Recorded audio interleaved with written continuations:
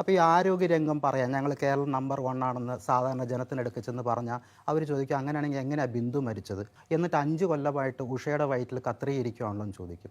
ഇനി വിദ്യാഭ്യാസത്തിൽ നമ്മൾ ഭയങ്കര മുന്നോക്കമാണ്, നാക്ക് റാങ്കിങ് കിട്ടിയെന്ന് ജനത്തിനടുക്ക് ചെന്ന് പറഞ്ഞാൽ ജനം ചോദിക്കും 2.5 ലക്ഷം കുട്ടികളപ്പോൾ എന്തുകൊണ്ട് വെളിയിലേക്ക് പോയി. PSCയുടെ കാര്യവും പറഞ്ഞ് ജനത്തിനടുക്ക് ചെന്ന് കഴിഞ്ഞാൽ ജനം ഉടനെ ചോദിക്കും ആദ്യത്തെ 5 റാങ്ക് കിട്ടിയവർക്ക് പോലും തൊഴിൽ കൊടുക്കാൻ പറ്റാത്ത സർക്കാരല്ലേ എന്ന് ചോദിക്കും. ഞങ്ങൾ പാലവും റോഡും പണിതെന്ന് പറയുമ്പം പറയും എന്നിട്ടാണോ മൂടാത്ത കുഴിയിൽ വീണ് ആൾക്കാർ മരിക്കുന്നതെന്ന് ചോദിക്കും.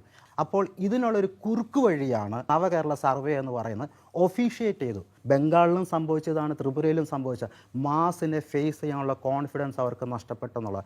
കഴിഞ്ഞ ദിവസം ഫോറസ്റ്റിലെ ഒരു ഉയർന്ന ഉദ്യോഗസ്ഥൻ എനിക്കൊരു ഡോക്യുമെൻ്റ് അയച്ചു തന്നു.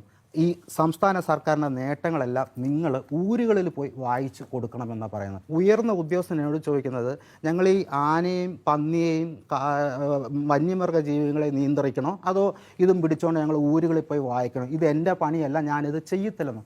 കിബിയുടെ വികസന പ്രവർത്തനങ്ങളാണെന്ന് പറഞ്ഞുകൊണ്ട് ഫേസ്ബുക്ക് തുറക്കാൻ പറ്റാത്ത രീതിയിലുള്ള ആഡാണ് കൊടുത്തുകൊണ്ടിരിക്കുന്നത്.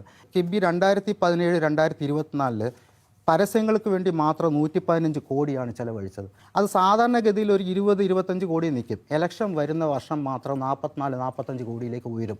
10 കോടി രൂപയോളം ലോക കേരള സഭയ്ക്ക് വേണ്ടിയിട്ട് ചിലവഴിച്ചു.